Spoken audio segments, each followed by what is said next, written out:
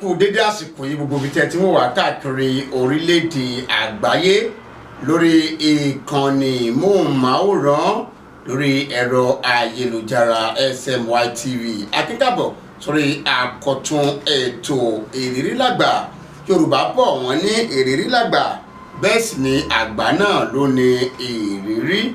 Ṣẹ́gun Mákindé lórúkọ tèmi lórí ètò ìrírí lágbà fún tòní àti ní àlejò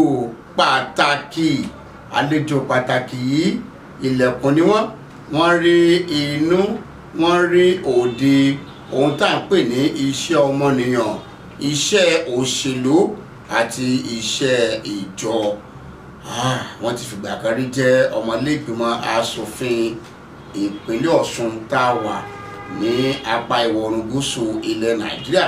Bákan náà ni wọ́n ti fìgbà kan rí jẹ́ alága àjọ tó mójútó ìdójútòfò ẹ̀mí ní ìpínlẹ̀ Ọ̀ṣun, Honorable Andrew Adelakun. Ẹ káàbọ̀ sórí ètò ìrírí lágbà bàbá.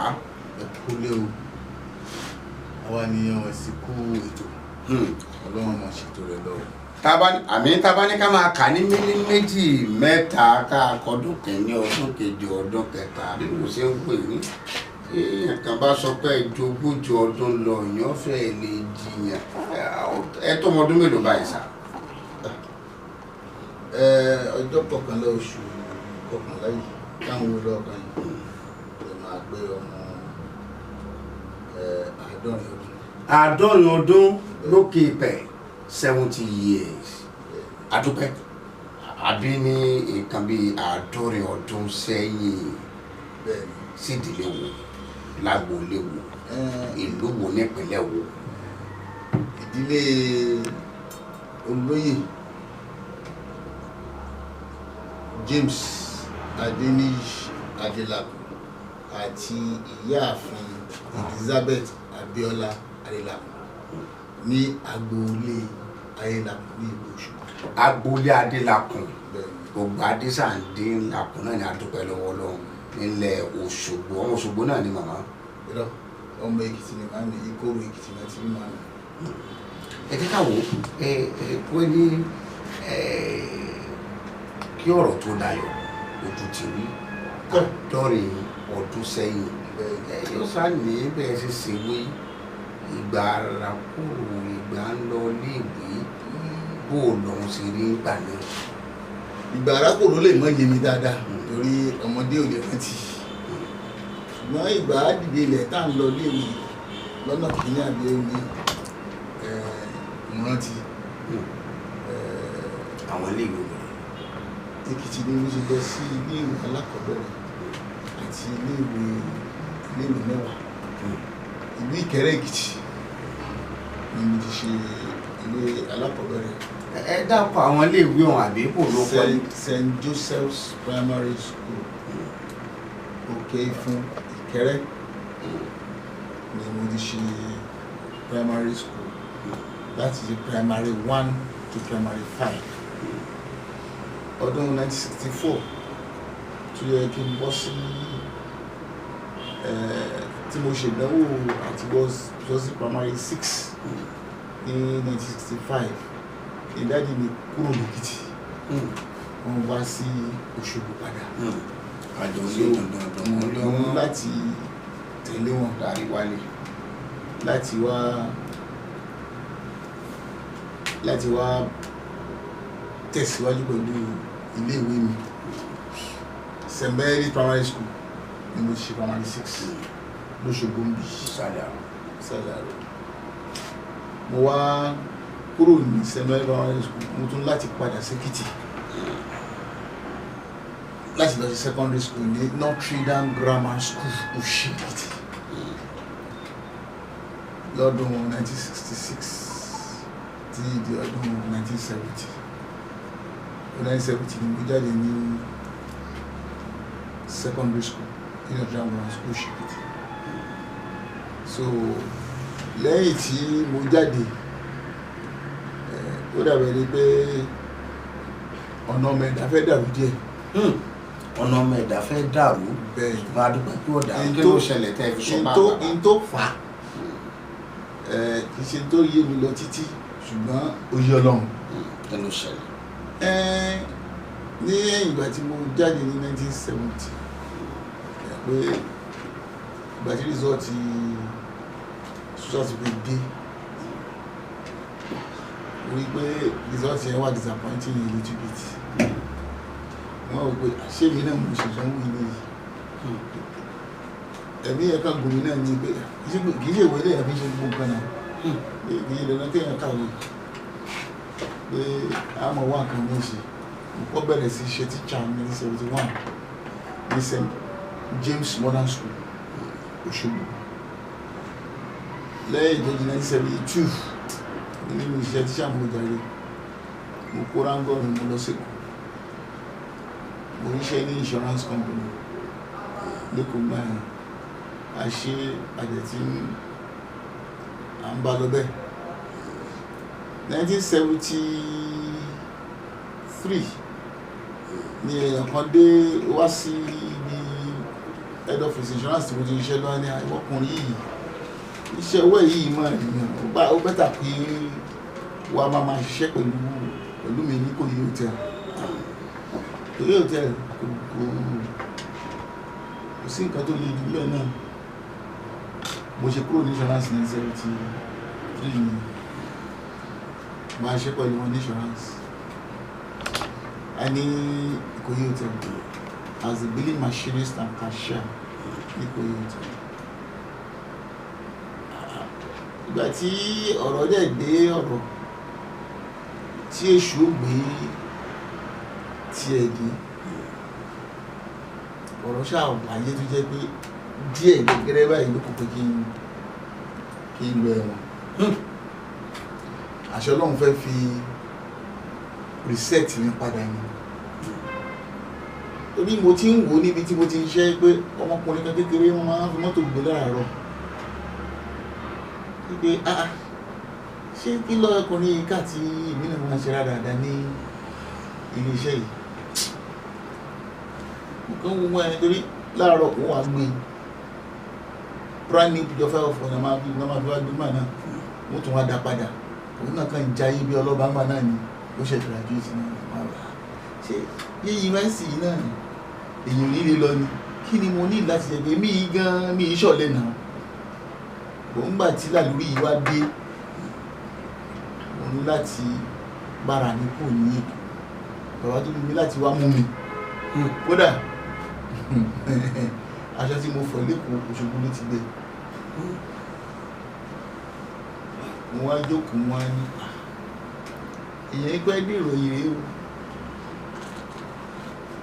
ǹjẹ́ mi ò ní wákùnrin ẹsẹ̀ mi mo ṣe gbéra tí mo wá Òṣogbo ní dájú àtọ́wà bá mi ṣe mo tún wá bẹ̀rẹ̀ sí teaching St. James again mo wá decide pé mo fẹ́ ṣe A-levels 1974 ní ọdún tí mo sọ yìí 1973 ni mo sọ pé so 74 ni mo kúrò mẹ́rin ó wá di 74 ni mo wá decide nígbà tá a máa wọlé ní 75 January mo ti make up mind ní pé ní ọdún yẹn máa ṣe A-levels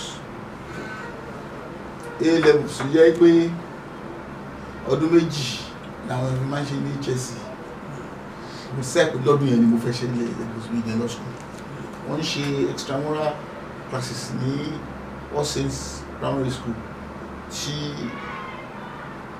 University of Ife then náà tó bá fẹ́ máa wọlé university tó organize so àwọn teachers kan wá ń kọ́ wa nínú yẹn so I now registered that I wanted to do economics, government and history and these are subjects tó yẹ pé mi ò ṣe ní secondary school mo ṣe bẹ̀rẹ̀ nìyẹn tó sì ní kẹ̀kẹ́ kan báyìí tí mo máa ń gùn báyìí náà máa lọ teaching school ní àárọ̀ tó bá ti di ìrọ̀lẹ́ máa lọ fún extramurals tó bá dalẹ̀ máa káwé sí ìdí aago mẹ́ta lóhùn máa sùn mo wá kọ̀wé then mo mí ìsìn kankan nígbà tí mo wà lẹ́kọ̀ọ́ yẹn mo gbé lọ́dọ̀ àbúrò dáadé mi kan Chief Pópó Bọ́lárìnwá òun ni ọ̀tún jagun ní l'Óṣogbo lẹ́nu ìgbà tí mo ń gbé lọ́dọ̀ wọn yìí mo rí àwọn tó encourage mi láti lọ ka àwọn kí náà yìí mo rí àwọn tuition tí wọ́n lò táwọn gan fúnra wọn lò nígbà tá a máa ṣe levels. British constitution làwọn ṣe nígbà yẹn ìyẹn ni gọ́ọ̀mẹ̀ntì ìgbà yẹn British constitution, economics and one other subject.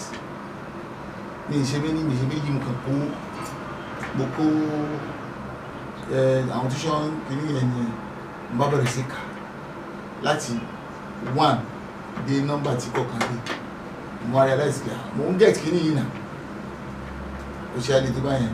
So by that mo wá ní tí problem yẹn dé tí mo wá padà sí Òṣogbo mo wá bẹ̀rẹ̀ sí ṣe extramural classes. Mo teach ní St. James. I now became a triangular student. Lájí láàárọ̀ lọ teach padà wá fún extramurals padà sílé kẹ́tí mo ṣe fún bí ọdún kan nìyẹn. And ládùn yẹn mo kọ exam yẹn o. Center mi nígbà yẹn technical college ní center mi ọ̀nà tí technical college ṣe kú mi. Bá ṣe result máa jáde I made mo ṣá pàṣẹ kí n máa ń sọ kí wọ́n mọ̀ sọ òyìnbó mo pàṣẹ mẹ́tẹ̀ẹ̀ta tí mo register ọkùnrin kọ́ balẹ̀ pé tó báàfù bá dẹ̀yẹ lọ́dún tí ń bọ̀ yìí àdọ̀wọlé 976 kì í wọ university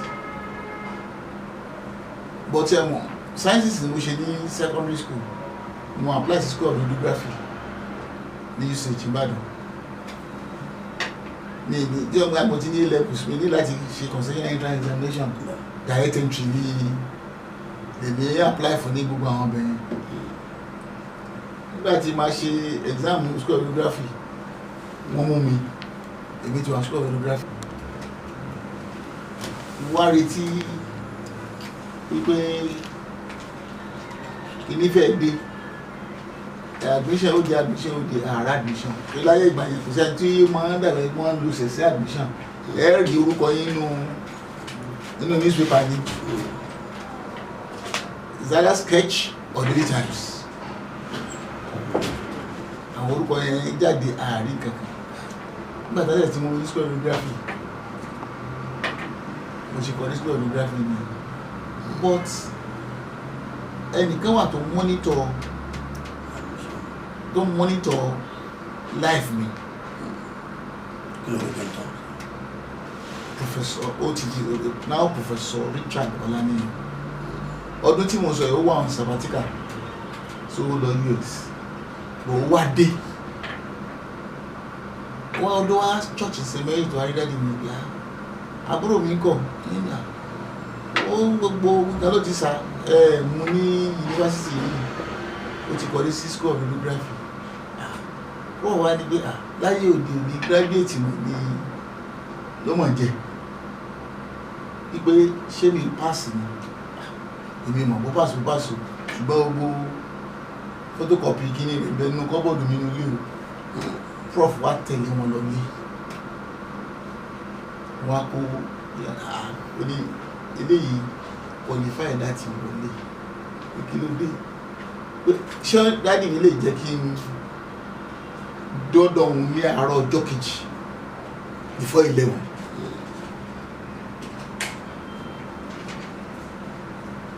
mo kàn dé sí ọ̀dọ̀ gíráfù láàárọ̀ ọjọ́ yẹn ni mo rí dáàdì mi láago 8 láàárọ̀ kí ló dé wọ́n ti dé kí ló ṣẹlẹ̀ wọ́n ní ìtúṣẹlẹ̀ náà ní pé Professor Olaniyan ní pé kí n wá rí àwọn pẹ̀lú gbogbo credentials mi ní Ifẹ̀ káàgó mọ́kànlá tó lù. ibo sì ni ìwà àgbà ní Ìbàdàn ní UCH Ìbàdàn. Meanwhile time yẹn wọ́n máa London náà jẹ́ máa ń register students àwọn student radiographers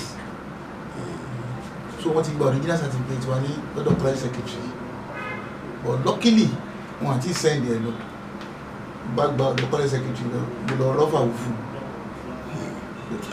dáàbì ló wà ń ta yẹn o wọ́n ní àwọn bọ́dì kan lò wá wọ́n ó sì interview fún wa wọ́n sì máa san wọ́n sì máa fún wa ní scholarship so màá ní láti mú original certificate mi dání èyí kò sí problem kì í ṣe gbà àgbà tí wọ́n bá wà dé màdà padà fún wọn bá kó sínú nílò wọ́n sì kọ́ lé mi lọ́wọ́ nìyẹn èyí jáde báyìí dáàbì gbọ́n mi ò ṣe kó lọ nígbọ̀n náà fẹ́ lọ mo débẹ̀ kọ́tà tó 11 ṣáájú mo ṣáà dé ọ́fíìsì pọ̀sọ̀ ẹni ìdí ẹ̀rọ olóhùn ti dé mo níbẹ̀ nìsà olóhùn ṣe kọlọ́ kí n gbóhùn bóyá ṣe tán báyìí lọ́ba ní ókè kí n máa nìṣó ẹ̀mọ́ tó ń mú lọ admission service. àwọn akẹ́kọ̀ọ́ yòókù sì ti bẹ̀rẹ̀ ẹ̀kọ́. àwọn tí wọ́n ti ń register wọ́n ti bẹ̀rẹ̀ as a matter of fact week yẹn the matriculation ṣé Monday ni ìjọ tí mo sọ fún ẹ yìí Thursday ni matriculation wá wọ́n ṣàtẹ̀lé lọ ababa admission officer lójú lórí ìjókòó náà ní officer admission officer ẹ dákun result eléyìí tí ó kó dání yìí ṣé kò yẹ kí ẹni gbà admission lè wọ oníkúrédé ó ní qualify ó lè ṣe economics ó lè ṣe political science ó lè ṣe gbọ́dọ̀ ṣe wà fún admission ló bá ní kò yẹ kó jẹ́ bẹ́ẹ̀ kò yẹ kó jẹ́ bẹ́ẹ̀ bí bóyá pé àwọn ọmọ rẹ̀ ti lọ break in sí wọn pé wọn bá ní kókó wá fọ́ọ̀mù ẹ̀ jáde nínú bọ́ọ̀ bá parí kọjú sí mi pé ṣé ìwò lè wá fọ́ọ̀mù ni àmọ́ ní mo lè wá sa wọ́n ní kí n máa wá sí mo dẹ̀ kúnlẹ̀ bẹ́ẹ̀ mo bẹ̀rẹ̀ sí wá fọ́ọ̀mù nígbà máa fi máa ṣí bí mẹ́ta báyìí mo kàn rí fọ́tò mi ní orí fọ́ọ̀mù mi wá yọ síta kí ni mo rí bẹ́ẹ̀ wọ́n kàn fi láàyè méjì báyìí very nice wọ́n ní no result prof tí padà sí ọ́fíìsì ẹ̀ ń gbàdá wọ́n á fún wọn náà no result admin officer result rí ẹ kónú rẹ̀ ó yá bóòlù lẹ́nu kan ló bá ní bọ̀bọ̀ problem kan wà àwọn ò lè fún mi ní economics o pé bóyá abẹ́tà káwọn kó fún mi ní political science economics ẹ̀ ní ẹ̀fọ́ ó ní kí ló dé ó ní for secondary ó travel ní ká má gbà yàn mọ́ sí ẹ má wọrí bájẹ́ yẹn ni ẹ̀kọ́ fún lẹ́tà admission lọ àbúrò ìyá rẹ̀ ń lecture ní economics department òun ò lọ fàdí lọ́wọ́ tó bá dé yìí tó bá fi lọ lé kó ní economics department nígbà náà wọ́n jọ lọ́wọ́ fà bí mo ṣe gba admission letter nìyẹn ó dàbí idán lójú tèmi yẹn and that is why forever and ever Professor Laniyan is my hero. ìbò ní àwọn àbáyé. Òṣogbo mi náà náà wọ́n ti retire ní Ifẹ̀ o but he goes to Ifẹ̀ àtúndì àwọn ọmọ ṣe lecture ní Ifẹ̀ but for any damn thing any day anytime Professor Laniyan is my hero. So ìwọ̀nba ìrànlọ́wọ́ náà tẹ́bi náà ṣe fáwọn èèyàn lórí pé wọ́n ò lọ yunifásitì wọ́n ṣe gbọ́n wọ́n ṣàwò lórí pé payback nítorí ìyìn lè san fún bàbá yẹn torí èmi mọ̀ tí mo lè fi san fún ní pé èyí tó ń ṣe fèmí náà èmi náà ṣe fáwọn àwọn ọ̀yọ́ ní. ìrìn àjò fàáfìtì lọ bóò lọ́wọ́ rí. nígbà tí a máa gbọ́ mi bí mo ṣe wá gba lẹ́tà àjọ náà ni ó ní pé ẹgbẹ́ báàgì kan ṣe tí mo gbé wá àtàṣọ tó wà lọ́rùn mi náà ni wọ́n á ní àbúrò màmí náà tó jẹ́ lecturer Professor Adeoye ló bá ní wọ́n ti bẹ̀rẹ̀ lectures o kí n gba timetable kí n máa ṣe registration mi kí n sì máa lọ fún lectures. Then the first lecture tí mo kọ́ attend mass 101 ìgbà tí máa débẹ̀ náà bá ní on Friday ní ọ̀lẹ́jọ́ tí Monday tí mo lọ ẹni o lecture yẹn ní on Friday there will be mass 101 test. Mi tí níbi kankan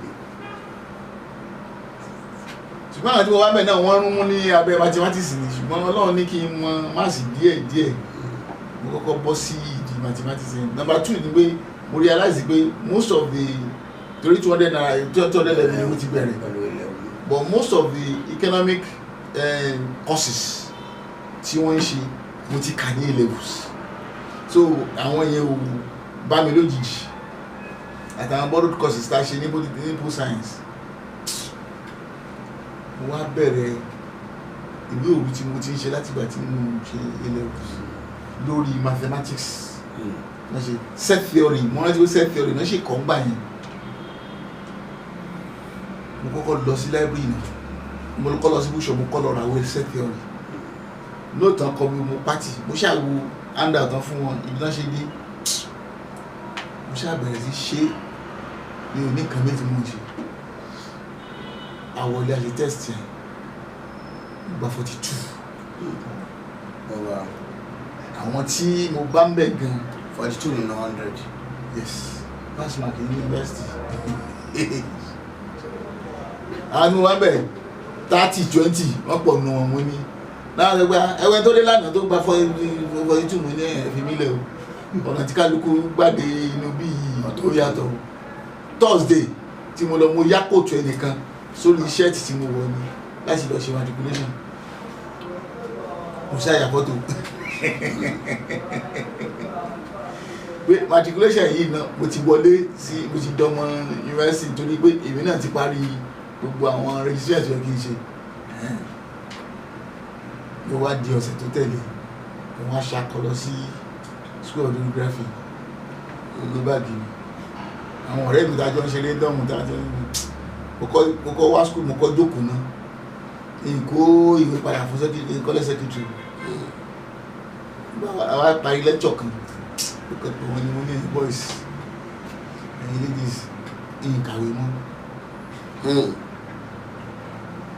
ẹ̀yin lóde mo ní àní ìlọ lé wa sẹ́ wọ́n ló orogún ìyá rẹ̀ ti fẹ́ ó ti mú ọ báyìí o. láì mọ̀ pé ẹ̀yin wọ́n ti fi ìpele tó pọ̀ jù wọn lọ́wọ́.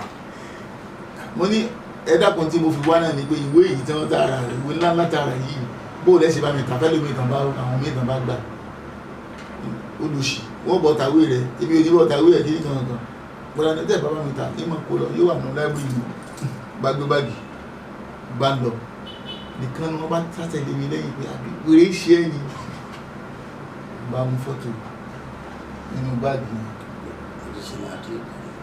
bá fi ó ní ó lè ṣe yẹn gidi mo ní tó ní lẹ́wù ti change o ní ti lọ yunifásitì o bá ṣe yanjú ènìyàn and inú nǹkan tẹ̀yìn rí láyé yìí jù university education ni mo find easy jù láyé torí ọdún mẹ́ta tí mo lò university it was each free bí wọ́n ti ẹ̀ ń ṣe ìdánwò wọn ní reference kò sí nǹkan tó jọ ọlọ́dẹ rẹ̀ yà parí ní 1979 so 79 tí mo parí mo lọ ṣe youth service ní Kaduna tí mo ṣe service mo lecture ní Kaduna Polytechnic ní school administrative studies CAPS ní Kaduna and during that point again I missed a particular step but God wanted it to happen that way God gbàdá wà ní school not in ayé ìgbà yẹn wọ́n ti àwọn organization ti máa ṣe interview fún yín so iṣẹ́ àti ready so during the period tí mo wà fún youth service Central Bank ti send the letter of appointment sí mi kí n accept but the letter did not get to me ó dé ó wà lóṣogbo ṣùgbọ́n tí mo wálé bóyá mo wálé fún ìtì ẹ̀mú kan tí mo wálé fún ni mo wálé lẹ́tà ó ti period tán fún mi láti accept ó ti late I went to Lagos náà pé kí n lọ ẹni àwọn ti bẹ́ẹ̀ lómi Ọlọ́run fẹ́ bẹ́ẹ̀ so when ìgbà tí mo pàdé láti service the only available job was that teaching appointment. I was employed as a teacher in the Grammar School. So I was teaching. I was late. I taught in Benny. Adeoye. He was my student. Razak Adeoye is another one. Razak Adeoye bẹ́ẹ̀ Bẹ́ẹ̀ni. Commissioner Yes. ẹ̀sìn ló ń gba lọ́rọ̀ ìjọba àbílẹ̀. And àwọn bàbá Kọ́lá Balógun was one of my students. Those are the ones I can remember vividly. But I remember that of all the students presented for economics ní Ìṣògùn school ní ọdún yìí, kò sí kankan náà tó fail economics. Tó kọ́ wọn máa ṣe. Nítorí pé economics ẹ̀ ti fẹ́ dẹ̀jẹ̀ mi tí mo bá ṣùgbọ́n mo lè kọ́ yẹn nígbà yẹn. Because the way I internalize the subject nígbà náà ó dàbí nǹkan. And that's like mo rántí ìjọ tí a lọ ṣe campaign ní Ìfọ̀n tá a yà sí tí a ní Láàfin kábíyèsí wọn ni ẹni tó máa kí last is my indefatigable teacher. Only who taught me economics and pour it into my brain in a manner to jẹ́ pé àwọn ò lè fail it láíláí. Àwọn arẹgbẹ́ wò mí pé kí ni kábíyèsí sọ èmi sì mo ti débẹ̀ mo ti dọ̀bálẹ̀ pé kábíyèsí òkìní gangan ni he was my teacher, he taught me in HSC. Ojú yẹn làwọn èèyàn fi ń wò mí pé ṣé àgbà tíṣà tiẹ̀ lọkùnrin yìí. So after that I left mo kúrò ní Òṣogbo school ní 1980 ṣègbè 79-80 ni mo ṣe service. So 80-81 ni mo teach Òṣogbo school. By November 1981 I left Òṣogbo school to start my accountancy training pẹ̀lú Adeoye and Coach of Accountants in 1981. So from there in 1983 I came to Òṣogbo Steel Rolling Company as the senior finance accountant. So in 1987 I left the Steel Rolling Company to work with African Newspaper Nigeria Limited, Publishers of Tribune, as the head of internal audit. Ibẹ̀ ni mo ti wá ṣe. I decided that mo decide nígbà yẹn tí mo wà ní Tribune láti ṣe MBA. So and I told myself after the MBA, because teacher me one of my professors came to class one day. He was teaching us business policies. Somewhere only your environment is offering you opportunities.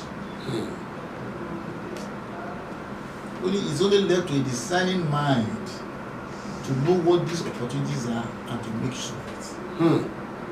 It took me time to decipher that statement. And I was actually ruminating over it. So after tí mo parí MBA mi mo wá sọ fúnra mi pé okay, I was to get a job in Lagos and move on to Lagos. My wife torí ìgbà tí mo lọ ṣe ilé ìwòsàn mi ìyàwó mi náà wà ní State Reliance ní internal audit. Ó lóun ò lè kó. I told her being in Ìbàdàn ní àsìkò yẹn pé kí n máa pẹ̀lú family kí a tó wá ní mo lọ sí kòsì a lè díẹ̀. That thing tí lecturer yẹn sọ ó ń ríngì bẹ́ẹ̀ lè yé pé the environment tá a bá wà is offering opportunities. But I rántí pé nígbà tí mo dé torí I was the first internal auditor tí wọ́n gbà ní Tribune wọn ní auditing, so I had to set the system up. So by the way mo ṣe system notes each of the departments. Mo ti ní system notes then one over. Printing is going to be a very lucrative job. Ìyàwó mi dẹ̀ ní club kan bí ní Òṣogbo mine wọ́n ṣe anniversary, so wọ́n gbé iṣẹ́ yẹn fún printer kan. Èyí owó tó ń gbà àti production yẹn mo ní wọ́n ti yẹn ní jẹ́ wọ́n ní next year when you want to do this anniversary I will do the program. Ìyàwó mi ní kí ni so and at that time mo ti ní computer nílé so I had a computer tí mo gbé sí room. I composed everything on my system and did what I'm supposed to do. Mo ṣe owó tó wọ́n ná bí half owó tó wọ́n ná previously ó tún wá dáa ju yìí tí and that is why the computer I had at home tí àwọn ọmọ mi interface pẹ̀lú all the time ló fún one of my daughters mo ní ó kú bẹ́tà kí wọ́n dá business sílẹ̀ lóṣù kákójọ wá breast help. So I first of all started with this funding. I know the idea of crowdfunding. Crowdfunding, one of the ideas I developed in my MBA class. Crowdfunding, where I just gathered some people to bring up money, start a business center. Then we register that as biz funding. So the funding of businesses. So it was Biz Funding Nigeria Limited. It was Adasile ní iwájú Nifagbesa níwájú Cooperative Bank. So we started. But along the line, a lot of backbiting, oríṣiríṣi came into place. The whole thing collapsed, and I decided to say, okay, let me be on my own. And that was how I floated Charlatonia. It's an acronym, acronym of my confirmation name and my wife's baptismal name. My confirmation name is Charles, my wife is Antonia, and my son is Anthony. So that was how Charlatonia came to be. So we started with just that one computer.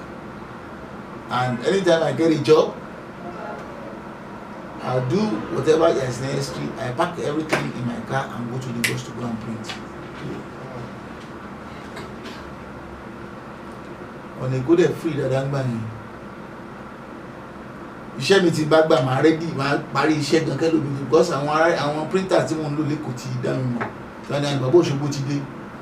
Tí bá wọ Ìkó ní 6 nírọ̀lẹ́. Àwọn ọmọ yẹn wọ́n á ṣe night.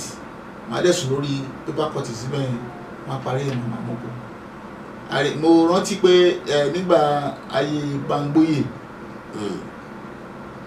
wọ́n publish ìwé kan fún èmi ni mo publish ẹ̀ Bangboyè the rising icon. Ìjọ tí wọ́n máa ṣe ìwé yẹn mo parí ẹ̀ lóṣogbo aṣogbo kúrú ìdáṣẹ́ ìdáfẹ́ mo lọ tẹ̀lé kù. Ó kọ̀lá tá a máa ṣe launching ìwé yẹn ni mo kó òwe gbé láti ẹ̀kọ́. Ó yà wọ́n lẹ́nu. Inú ilé bẹ̀ yẹn in my house ní Alẹ́kọ̀ọ́dọ̀ nísàlẹ̀ báyìí ni mo fi ṣe ọ́fíìsì. Bẹ̀rẹ̀ àti ṣe binding ìtànṣẹ́ everything. At least I will get about 50 copies ready for launching ìjọ yìí àtọ̀lọ́ máa parí yìí. So agbègbè bẹ̀ wọ́n lè launch it. So our experience me with the share. I remember very well that Archbishop Abegunrin, the then Bishop of Òṣogbo Diocese, was a very, very supportive person to my business at that point in time. Mo rántí pé lọ́dún yẹn mo fẹ́ rí ipò ńjọ́ kan mo dẹ̀ owó pọ́ọ̀sì mi mo rí ipò tán lókè fíà gbogbo owó tí mo ní ìgbó láàfin ṣiṣẹ́ nígbà yẹn èrè sì pọ̀ lórí iṣẹ́ rẹpẹtẹ tó yẹ pé tẹ bá iṣẹ́ wọn náírà abẹ́ ẹ lè fi jẹ́ 10-20 naira. Mo dẹ̀ sọ pọ́ọ̀sì mi gbogbo tó wà lápò gbogbo tó mo ní mo sọ mi tẹ́ bàbá rẹ̀ tẹ́ bàyà mi lójú. Wọ́n á ní òkè ló mo ní ìdí mo sọ mo ṣiṣẹ́ tán mo kò fún wọn. Wọ́n sanwó mi òṣèwọ́ yẹn ṣọ́ àlọ́ nígbà tí wọ́n máa fẹ́ sanwó ẹ̀ padà ní show ní ìdí ẹ̀ mọ́. So for a long time owó yẹn wà lọ́wọ́ mi and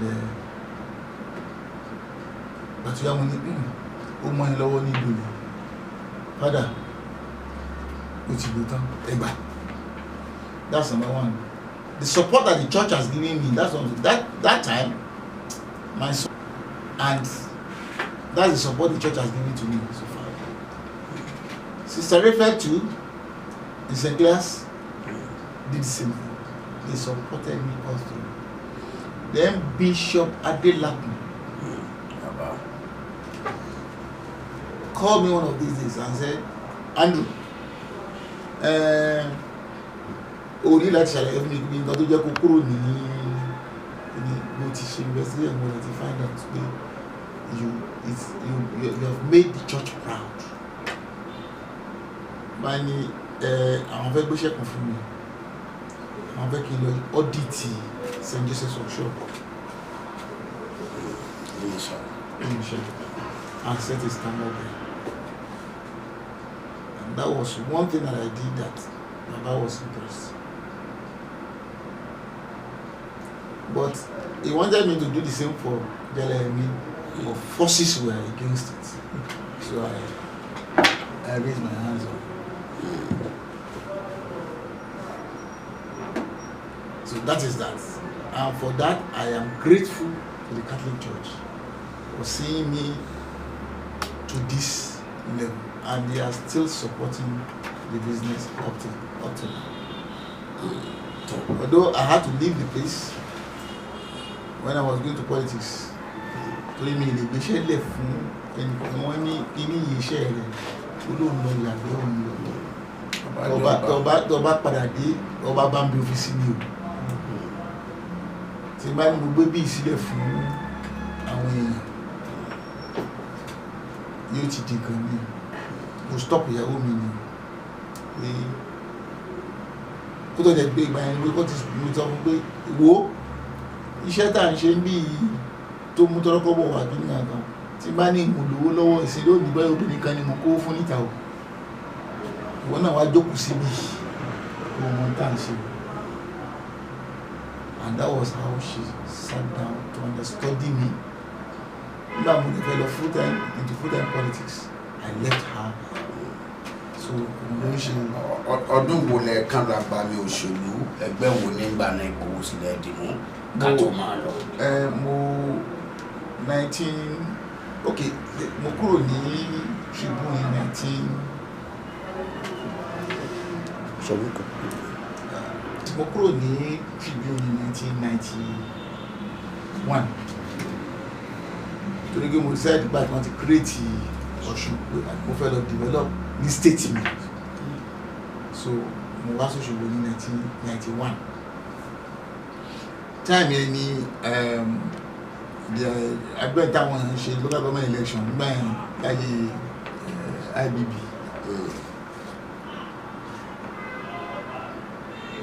At that time, me tí wọ politics, but I was supporting a number of people. Mo rántí pé Òṣogbo under local government and Òṣogbo local government under different parties ní NRC ló win ní local government ní Ọlọ́rundá, SDP ló win ní Òṣogbo. But Alhaji Bayo Salami close was a year ahead of me ní Kaduna. She service Kaduna ní a year before me. But then now I did bed. I want to buy me the unit to share national freight in mine. So òun ni mo mọ̀ ní politics, òun ni mo support. Torí pé mo ṣe kúrò láti Tribune, I was using my experience in Tribune láti assist publicity Alhaji Bayo Salami ní mine.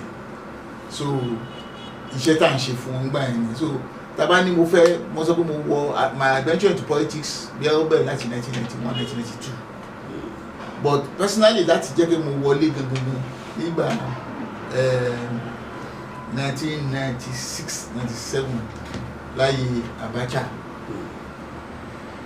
Èmi ni mo win as láyé IBB ni èmi ni mo tó Abacha náà tó wá take over nígbà yẹn èmi ni mo win as House of Assembly member fún DPN in the 5 fingers of the leprous hand tí bàbá tí kiri sọ nígbà yẹn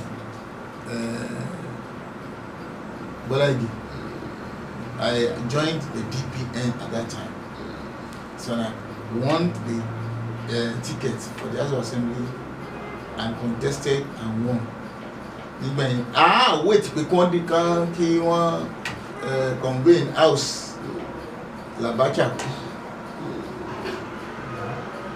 so gbogbo process yẹn wọ́n dàrú and that was what led us again back to 1999 tí wọ́n ṣe tún wá bẹ̀rẹ̀ ní AD. So I didn't contest in 1999. I only contested in 2003 and won to go to the house in 2003. PDP. PDP. Nígbà tẹ́ wà náà PDP gbà náà sí sáà kan. Mo win lẹ́ẹ̀kejì. I won the second term through the courts. So I came back as the second term honorable and partner of PDP. But PDP became SAR. No. Yes. Kaso sì díẹ̀ báyìí. Torí pé nígbà yẹn àwọn PDP lórí ẹ tó jẹ́ support me Alhaji Tunde Badmus. That's another pillar of support for me in my success today. I cannot but mention him. Because ìgbà DPN yẹn òun ló ná gbogbo owó tí mo fi ṣe election yẹn. So they now òun náà ló dẹ̀ gba PDP nígbà yẹn ó support Oyinlọ́lá láti wọlé. He supported me to win, but at the end of that administration wọ́n ṣe dẹ́ Ṣàlàyé by Boston and they wanted all of us to wà nínú ẹgbẹ́ yẹn láti máa bàjá lè sọ fún yín pé as far as I'm concerned o mi ò ní ilé olórí mi àlè fojú ẹ̀ mú olórí mi yìí o so àwọn náà wá bẹ̀rẹ̀ sí wá sí mi pé ìbá máa wọlé. So by the time tá lọ sí tribunal they didn't bother to even support me at tribunal. But Ọlọ́run wọ́n ní ẹni tí a bá ṣòro fún kó mọ̀. There is a young man who is a lawyer tí mo ti ṣòro fún previously. Bó kàn pé òun náà ni pé wá ìwọ nísìnyí ìwọ ló ṣe kéèsì o mọ̀ sí o ìgbé ọba já sí. And he did the case without the support of the party at all. Ẹni dákun lọ́yà. Ó ti Ọlọ́run tí mo sọ́dọ̀. Mo máa dárúkọ Barrister Kazeem. Barrister Kazeem Badmus. It's late now. But the only thing tó wà bẹ́ẹ̀ náà ni pé tí mo fẹ́ tó wà of note. Tó wà bẹ́ẹ̀ tó wà of note náà ni pé ó ṣe case yẹn ó win. Wọ́n promise wọn because there was a particular time nínú court yẹn nígbà táwọn lawyers the PDP láwọn ò ní ta sí mi ìgbà tó yá wọn láwọn fẹ́ ta sí mi again wọ́n á ní jíní kan gbà táwọn bá máa ń gbẹ owó àwọn máa gba gíní àwọn ní sísì tẹ́gbà lọ́wọ́ mi kò sí o torí mi ìbò yìí iṣẹ́ o ẹni tí mo bẹ̀rẹ̀ iṣẹ́ báyìí iṣẹ́ lọ tí bá ní mo ti ní bó ṣe fẹ́ ìjọba ní 500 máa fún ìjọba ní 100 máa fún. At the end of the day nígbà tí owó ìlú kéésì náà ìjọ tí wọ́n ti wá sí court táwọn lọ́ọ̀yà PDP wá sí court náà wá ní àwọn withdraw appearance fún mi. They came to the open court and said they are withdrawing their appearance from me. Ìjọ náà the very particular day mo pè kan náà àwọn boys ti wà ní ìsì nígbà yẹn pé mú mi lọ́dọ̀ Arẹ́gbẹ́ mo fẹ́ rí Arẹ́gbẹ́ báyìí personally. So that weekend I went to Adeoye and I told you man lọ́wọ́ nu kéèsì yìí o bí mo win fine bí mi win fine but èmi ti ṣetán láti join forces pẹ̀lú yín torí gbà ẹ̀wọ̀n tí ìdájọ́ wọn to join forces with you to send the PDP away from the truth. táàtì ẹ̀ wá mọ̀ pé wọ́n ó dájọ́ ní November September ní àsìkò tí mo sọ yìí o ìwà ni kí n má wọrí pé kí n lọ wọ́n ní mi nídìí campus tán bá give verdict lórí case mi lónìí mo win ní omi òun ní ti dẹ́mẹ̀ lóyún and that was my advent into the ACN at that time. Incidentally ibi tá a wà yìí ìjọ tá à ń ṣí bí ní November 26. ilé California tá a wà yìí. California tá a wà yìí ìjọ yẹn náà ló ń give judgement ní Ìbàdàn because California tá a wà yìí judgement yẹn opening yẹn coincide pẹ̀lú 25th anniversary tí máa mi kú so a ṣe mass ní church bishop dẹ̀ wá síbí láti wá ṣe non give judgement Ìbàdàn bàtà máa ṣe tán wọ́n ti gbàjọba ẹ̀sọ́ wọn pé ó tán ẹgbẹ́ ìtàn nísìnyí báyìí ló sọ fún pé mo sì ẹgbẹ́ yín mọ́ that was my account to ACN and to APC. ṣé wàá kábàámọ̀ pẹ̀ kúrò nínú ẹgbẹ́ òṣèlú PDP? Ọlọ́run jẹ́ kí n kábàámọ̀ rẹ̀ torí pé kò ń ṣe pé mi ìtorí ẹnìkan join ìdájọ́ pé nìyẹn disappoint mi nítorí pé àwọn gan disappoint mi ni mo ṣe káràngà mi kúrò pé ibi táwọn bá ti fẹ́ yàn èyàn gbígbẹ̀ wọn fẹ́ mi ni ìtumọ̀ ẹ̀ náà ni pé mo lọ lé rẹ̀ tó bá mi dé inú ẹgbẹ́ yìí mo sì sọ pé eléyìí tí mo wà nínú ẹ̀ yìí o Ọlọ́run ti bá mi ṣe mo ti lọ mo ti bọ̀ ipò kan mo fẹ́ dì mí nísìnyí ní tó kù fún mi nínú kò láyé ni pé èmi ò mọ̀ bá wọn ṣe òṣèlú yìí lọ nítorí bá ronú kọ̀ọ̀kọ̀ kàn mí tí wọ́n bá ṣe ronú kó kàn mí àkàtì. kì í ṣe pé tó bá jẹ́ pé ẹgbẹ́ òṣèlú APC orí nǹkan fún wọn tàbá wo ìpínlẹ̀ Ọ̀ṣun ní ìṣẹ́ ẹgbẹ́ òṣèlú PDP ní ń darí ẹ̀tọ́ ní ti gbádàgbọ́n ní PDP yá.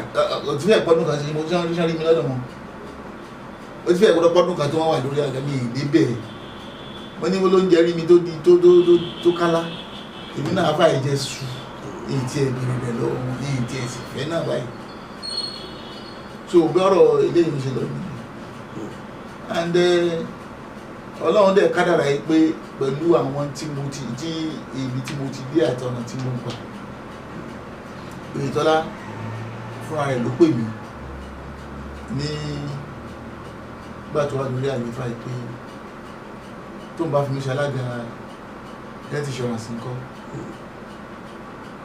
mo sì iye pé mo lọ bá pé wá fún mi kù ṣùgbọ́n òun lóhùn tó pè mí tó sì lọ mú sí nígbà ìdáhùn mi ó ní kí ni ìdáhùn mi ní sáàwù ọmọbìnrin ọdún wá ní ìlú gẹ́gẹ́ bí ọ̀rọ̀ rẹ̀ pé tí nǹkan bá ń bẹ ní ọwọ́ rẹ̀ tó ṣù ọwọ́ báyìí tó ní ìgbà tí nǹkan bá ń bẹ ìwọ fún mi wáyé pé tó fẹ́ náà nù tọ̀ bí ọ̀rọ̀ bẹ́ẹ̀ náà sì bọ́ọ̀lì ọbẹ̀ ńgbà náà ni ẹ̀ ń bu bẹ̀rẹ̀ ńlá yòókù.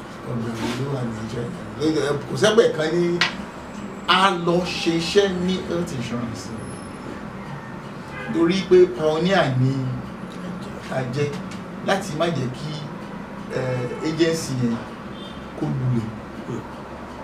tí o ti wà ní báyìí. ẹbí ìwà mọ̀ àwọn tí ó bá wà bẹ́ẹ̀ ní í ṣe wọ́n mọ̀ pé lulẹ̀ bí olùlẹ̀ torí pé bí ìgbà tó yẹ pé adọ̀ṣọ́wọ́ náà ni mo sì dúpẹ́ fún executive secretary tọ́lọ́run fún mi àwọn èèyàn ló lágídí èmi ò lágídí inú rẹ o Dr. Bini èmi kàn realize pé wà principled ni a very principled person wọ́n ló jalè tó bá jalè àwọn orí tó gbé ní tó bá lákàntì ẹ mọ̀ wọ́n àná dẹ̀ ní accounting officer iléeṣẹ́ yẹn kí ni nǹkan tí mo fẹ́ bàjá sí tí o bá ti dìnnà ìlú lẹ́tọ̀ọ́ tèmi tí mo mẹ̀tọ́ mi kí ló dé but n tó ṣẹlẹ̀ ní pé kì í ṣe pé ìṣàpapín lẹ́fi gbàtàrà yìí kì í ṣe pé ìjọ ń ṣàpapín lẹ́fi gbàtàrà yìí. kí ni wọ́n ń patánpín ẹ lọ sí yẹrí health insurance is a very technical organization. Ẹ mọ̀ pé even gan ẹ pé there are 3 categories insurance mẹ́rin. Category 1 làwọn formal sector, àwọn òṣìṣẹ́ ìjọba, èló wọ́n san. Èló wọ́n san 1% basic salary wọn. Ìjọba ń fi 3% kún. Ẹlòmíì wọn yọ 500 naira nù àárín. But the government will add that one. But in to sustain yẹn pé Oyetola will make sure wípé owó yẹn every month wọ́n san sínú cover sí health insurance. And nígbà tí salary yóò ti fail yẹn owó yẹn wọnú health insurance every month. And ó dẹ̀ ní account tí owó yẹn lọ. Ṣé ẹ̀bẹ̀ ní gbogbo hospital tẹ́ bá fi tán bá ti fi orúkọ yín sílẹ̀ sí the first week of every month the health insurance will pay capitation sáwọn hospital yẹn wọ́n lọ bẹ̀ o láti lọ gbàgbọ́sán wọ́n lọ bẹ̀ o láti gbàgbọ́sán to pay it there. àwọn náà jẹ bẹ́ẹ̀ mọ́lá àwọn náà yóò rò sí wọn. Yes, nítorí pé àìsàn sọjọ́ tó ń wò dé tó bá lọ síbẹ̀ ó yìí dùnà kan ṣe kí ni kan take care rẹ̀ ṣé irú owó yẹn lèyìn wà gùn náà. Meanwhile apart from the capitation tẹ́ bá wá access secondary service wọ́n san fee for service bí wọ́n ṣe operation fún ẹ wọ́n ṣe kíní kan the health insurance kíní will pay fee for service. So ṣé àlàáfíà èèyàn lèyàn àti máa játa tó a máa kówó àlàáfíà jẹ. And federal government wọ́n fún wọn ní basic health care provision fund wọ́n ní pé ká máa fi ṣe insurance fún àwọn tí ò lọ́wọ́ orí láwùjọ wa tíjọba àpapọ̀ sì gbọ́dọ̀ tọ́ bọ̀. But in tí ó mú owó yìí wá ó ní equity grant tí state government gbúdọ̀ san. Ìyẹn gan làwọn èèyàn sọ pé àwa ń dọ́gbọ́n àkàndọ́gbọ́n láti sọ pé ìwọ̀nba kékeré tán san la fi ń gbé ewu pé wọ́n ti san báyìí la fi ń attract business. àṣírí ìdánwò nu bó ṣe rí. bá a ti ń sọ̀rọ̀ láti bí ìṣẹ́jú díẹ̀ sẹ́yìn ẹ ti fẹ́ dákọ̀ gómìnà àná nípínlẹ̀ Ọ̀ṣun Gbóyèga Oyètọ́lá ẹ ti fẹ́ dákọ̀ gómìnà tó ẹ̀mẹ́rin márùn-ún. Wọ́n ní mo bá ṣiṣẹ́ ìbáṣepọ̀ àwọn èèyàn sọ wípé kì í gbọ́ kì í gbà ní ẹgbẹ́ tí wọ́n ní yan ní òde wọn rí sáà kejì sí ẹ̀yìn sílẹ̀ súnmọ́ wọn yìí. papọ̀ mọ́ gbọ́dọ̀ sọtọ́ wà láàrin Gbóyèga Oyètọ́lá àtọ̀gbẹ́ni Ràúfù Arẹ́gbẹ́ṣọlá ọ̀rẹ́ Ràúfù ní ẹ̀ṣiṣẹ́ lábẹ́ Gbóyèga Oyètọ́lá kí lẹ̀ ń wò tó fìdí sọ àtàyàn yẹn. ṣe rí àwọn ni wọ́n ti jọ mọ́ra wọn láti Èkó tí wọ́n ti jọ wá. Torí èmi wò yí pé kò yẹ kó rí bẹ́ẹ̀ láàrin àwọn méjì torí ìjọ tí Ràúfù mú Oyètọ́lá lọ sí ọ̀dọ̀ Buhari lẹ́yìn ìgbà tí wọ́n yàn níbi ìtàn pé ẹni tí ó ṣe aṣojú wa ní ìdìbò ní o gbogbo wa la náà pùkà appointment tá a jọ lọ èmi wà ń bẹ̀ ní villa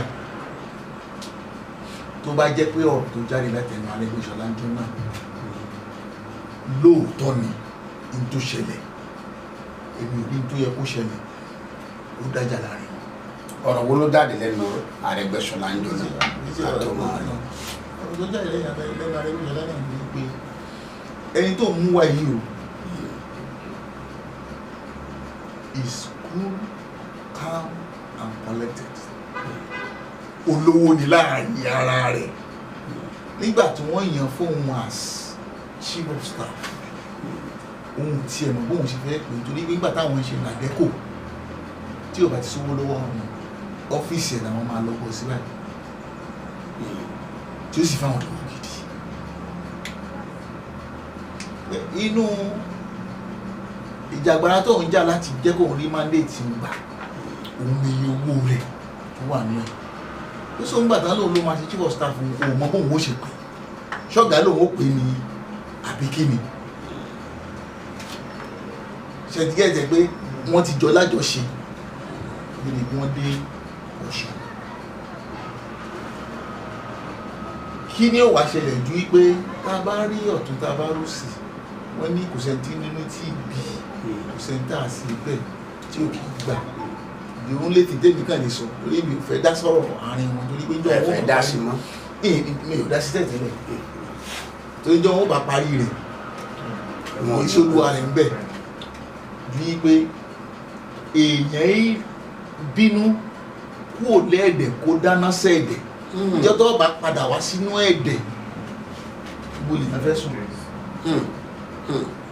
bá a bá láàrin rẹ̀ dẹ tá a bẹ̀ ẹ̀dẹ̀ jẹ́ tá a bá dé láti ẹ̀dẹ̀ wo là á sùn tí mi nínú rẹ̀ wọ́n sì bá dórí pé àfi dandan ńlá níjọba bá bọ́ lọ́wọ́ rẹ̀ mi rí i pé lè ń bá re ní ọ̀rọ̀ ìjọba tó bọ́ lọ́wọ́ rẹ̀ torí tí ò bá kú ní Ọ̀ṣun kò ní rí mínísítà jẹ́ o sáàsì ti kẹ́kọ̀ọ́. èmi wà mọ̀ kálukú ni ó sọ bóun kẹ́kọ̀ọ́ bí ó kẹ́kọ̀ọ́ ṣùgbọ́n ìtẹ́jùmọ̀ ní pé gẹ́gẹ́ bí nǹkan tí èbó máa ń sọ pé everything that happens to a man in life happens to him for his own good. Bóyá ọ̀nà tí Ọlọ́run ní òyìntọ́lọ́wọ́ gbà mí àǹtí ọmọ tẹ́tẹ́lẹ́ ní ìsìn wọ́n mọ̀ ẹbí èèyàn kan tó jẹ́ pé èmi ìlé sọ pé mo sún mọ́ra Fàdébọ́ṣọlá torí pé àjọ wà lọ́kàn ju ìgbà tí mo lọ bá pé mo ń bọ̀ nínú ẹgbẹ́ rẹ̀ so àṣepọ̀ wà ò dàbẹ́ ni pé ó ṣe ṣùgbọ́n èyí tèmi kàn rí náà ni pé kò yẹ ká máa fi dandan náà lé pé lágbájá ló gbúdọ̀ ṣe nǹkan àwọn míì náà tó tún wà bẹ́ẹ̀ náà ní tó dìjà láàrin òjú yìí pé lágbájá ló gbúdọ̀ fi ṣe nǹkan tẹ̀wẹ̀dù gbúdọ̀ fi ṣe nǹkan èmi ní kí lórúkọ rẹ̀ àti pé tí mo suspect ló rí lè fa ìjà wọn lẹ́yìn bàtà selection tán tí wọ́n ti declare Oyètọ́lá ẹ̀rọ Oyètọ́lá ọ̀dà àlè lọ ìjọ tá ń lọ fún sí Ọ̀ṣun Àǹkárá tá ń lọ tó ń sọ di New Town Iléṣà gbogbo ìgbéjà yẹn ti bẹ̀rẹ̀ statement kan pé àgbọ́sọ náà ni statement kan tí ọ̀gbẹ́ni sọ níbẹ̀ yẹn ibẹ̀ nìyẹn ni mo ṣọ́ọ̀kù jẹ́ yẹn ti bẹ̀rẹ̀. ọ̀rọ̀ wo ni ọ̀gbẹ́ni sọ. nígbà tó débẹ̀ ló ní tó fẹ́ sọ̀rọ̀ ló ní kí díje bá sí kó gbé ilé sí orin Fẹlá. I no be gentleman at all. I no be gentleman at all. I be Africa man original. Orin náà lòjọ́ náà máa wọ́n dàbí kí ló special nínú ni Fẹlá no be gentleman at all tó ń gbé sí. Bàtí ó sọ̀rọ̀ lórí pé ẹ̀yẹ èèyàn mi ní Ìjẹ̀ṣà pé wọ́n ní kò sí third term nínú constitution fún gómìnà third term mo fẹ́ lò báyìí mo fẹ́ bẹ̀rẹ̀ lọ́sùn.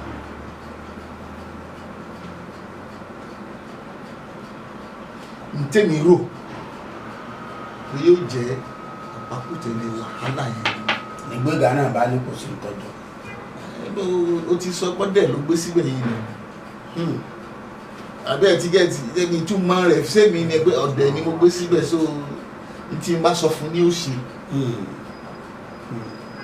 òkúta náà bá yí padà gbèrí odò àkọlẹ̀ bọ̀ kí o ṣe rí ìrẹ̀lẹ̀ ẹ sọ̀rọ̀ ń pa ìyàwó tíyàwó ọdún wo lè gbéyàwó sàbíàmọ́. ìyàwó 1984 ni mo fi yàwó eégún àmì mo sì fi bàjẹ́ yẹn. ó sì yẹ ẹran tí ó kọ ọmọ lórí. mo ló sì yẹ ẹran tí ó kọ ọmọ lórí.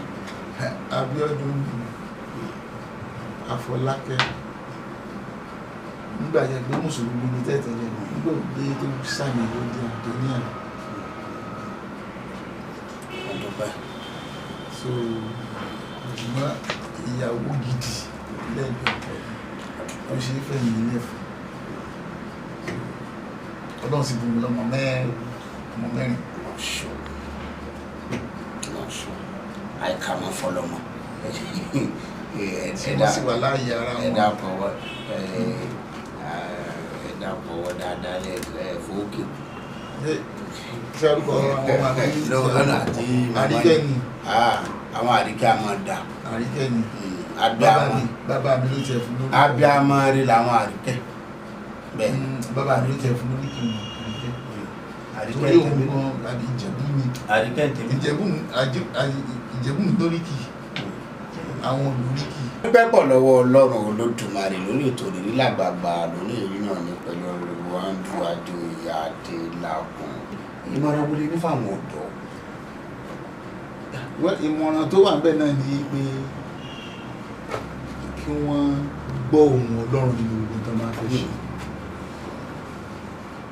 kò sí ọmọdé tí ò kì í fẹ́ le èmi náà le díẹ̀ ṣùgbọ́n ìbáwí kan fetí sí ìbáwí torí pé ẹni tí ò bá fetí sí ìbáwí ó lè ṣìnà pàápàá o torí pé wọ́n ní ẹgbàá kì í ṣọmọdé ní kankan spare the rod and spoil the child. My father was good in that aspect. One not stupid and bastards anybody gather. And but ọmọdé náà wọ́n ń dàgbà débi tí ó kọjá nínà yóò wà pọ̀ ọ̀rọ̀ kí ọ̀nà bára rẹ̀ bí torí pé tí àwọn bá ti dé lẹ́wù tó jẹ́ pé yóò dọ̀ mọ́ para rẹ̀ ni àwọn òbí tán bí mi sì ti lọ èmi fúnra mi ni mo ń ṣayé ara ní báyìí kò sí nǹkan tá a fẹ́ ṣe sí náà jù pé kálukú kó mọ ohun tí ó fẹ́ ṣe mọ ọmọ ẹni tó ń ṣe kó sì mọ ohun tó fẹ́ ṣe kó o lè pọ̀ súwèé. ọ̀dà ọjọ́ 11 oṣù 11 ọdún 2023 lẹ pé 70 ọdún lókè ara àwọn àgbààgbà náà lẹ wà nípínlẹ̀ Ọ̀ṣun tó yẹ gba àwọn èèyàn mọ̀ràn ẹ ti gba àwọn ọ̀dọ́ nímọ̀ràn ìmọ̀ràn wo lẹ fún ìjọba. ìmọ̀ràn ìjọba náà ní pé ó ń gba tàwọn èèyàn ro tí ìlera bá ń pọ̀ jù yóò àwọn múyàn fẹ́ ṣe nǹkan bí ìnira àwọn múyàn fẹ́ ṣe nǹkan bí ṣùgbọ́n ká tún gbà pé títa irú náà la máa ń kọlà tó bá san tán nǹkan ògì ní wọn. tìjọba àpapọ̀ ni. bẹ́ẹ̀ ni títa irú là á kọlà tó bá san tán àdókè kọ́lọ̀ ń jẹ́ ó san kọ́lọ̀ ń bá jẹ́ ó wá san ìgbà náà la máa fà ní ìyà tá a jẹ. èyí náà máa pè é à ń bẹ Nàìjíríà báyìí. nothing good comes easy nothing good comes easy. nípínlẹ̀ Ọ̀ṣun kan. ìpínlẹ̀ Ọ̀ṣun ọ̀dàṣà ní gómìnà Adémọ́lópin. bàbá sọ̀rọ̀ jù ní ìsìn wọn nítorí pé àṣìmọ ẹgbẹ́ kan náà ṣùgbọ́n ìjọba yóò yí kò yé láti ṣe. lọ́nà wo. ọ̀nà tó pọ̀ torí pé gbogbo ènìyàn ń dàrú àwọn bákanbákan 2 billion tí wọ́n pariwo ní ìsìn báyìí àmọ́ ibi tó wọ̀ àárín nǹkan tán ṣe ní àwọn ìpínlẹ̀ mi. 2 billion owó nù. 2 billion palliative. torí mo kọ àmọ́ lápẹ̀rẹ̀. àárín tí ń ṣe ní tààrí ṣe ní ìpínlẹ̀ mi Ọ̀yọ́ ńlẹ̀lẹ̀ gan ní ìsìn báyìí àti rírú mọ́tò tí wọ́n gbé síta tí wọ́n lò mọ́tò tí Arẹ́gbẹ́ gbé ilẹ̀ ìjọ kìíní àná láti lọ kùn ní jẹ́lú ìsìn ta ní àwọn ọmọ gbígbé yẹn káàkiri ń gbòó wọn àti ìdẹ́kọ̀ jáde tí ìdísìn náà wọ́n láwọn ṣomi sí gbogbo wọ́ọ̀dù èmi ò tiẹ̀ tí ìrìbí títí ń dà lóṣogbo lágbàáyé ní gbogbo wọ́ọ̀dù àti lóṣogbo àti ìrìbí títí ń dà 14 million àbí ìkọ̀kan náà ṣe kọ̀kan gbá náà lọ. wọ́n ní náà là ń bọ̀. kò sí ó sì lóun ó jáde láti fún wa ní èyí tó ń ṣe kọ̀kan àti ìgboro rẹ̀ àti pé transparency mo rántí pé nígbà tá a wà níjọba o a gba ní ọwọ́ Central Bank àti World Bank àwọn ẹ̀tọ́ kọ̀ọ̀kan tó wá fún state yìí tẹ bá rí transparency index tán gbé jáde ní ẹnìjọ́ mẹ́ta yìí states 8 ló wà ń bẹ àrọ́ṣùn bẹ́ẹ̀. lọ́yà àbò dáadáa. ní bá ṣífò mi sí ní fi hàn transparency index Èkìtì wà ń bẹ àtàwọn states kan wà ń bẹ kò sọ́ṣùn bẹ́ẹ̀ and àti ń balọ̀ náà nù ipò aṣáájú tá a wà tẹ́tẹ́lẹ̀ tó ọlọ́mọjà rẹ̀ yìí. àmín adúpẹ́ pọ̀ o. ìgbìyànjú tá a lè gbà wọ́n náà ní pé kán gbìyànjú láti rí i pé wọ́n fi ẹ̀tanú ṣèjọba lórí ẹni pé wọ́n fẹ́ fẹ̀tanú ṣe ìjọba. tó adúpẹ́ pọ̀ ẹ tún dá kọjú fún gbogbo àwọn tí wọ́n wà káàkiri dàrúgbà yìí ẹ lè fẹ́ kí àwọn ọmọ ní pé wọ́n ṣe Olú Adeoye Adelakun Andrew orúkọ mi. Mo dúpẹ́ ní ọwọ́ ìyàwó mi Àríkẹ́ Ayẹ̀rú. Mo sì dúpẹ́ lọ́wọ́ àwọn ọmọ mi Ayọ̀mídé Àlàmú sí ènìyàn. Bẹ́ẹ̀ ni Adéfúnkẹ́ Ayégbẹ́gbẹ́ Àtúnkẹ́ torí Ayétúndé ní orúkọ tiẹ̀. Dáàdì mi ní òun fẹ́ ká máa lárúkọ mọ́ ìyàwó òun lórí àti Adékúnbí pẹ̀lú Adéyọsọ́lá. Gbogbo wọn ń tọ́jú mi o ní tí mo dé dúró yìí wọ́n ń tọ́jú mi. Ó dàbí ayé pé mo gbà sí ẹlẹ́nu gan nígbà pàpọ̀ kẹ́kẹ́ bá mi ní Nàìjíríà báyìí. Wọ́n ti ní mọ́ lókè òkun ṣùgbọ́n òtútù mú lásìkò yìí.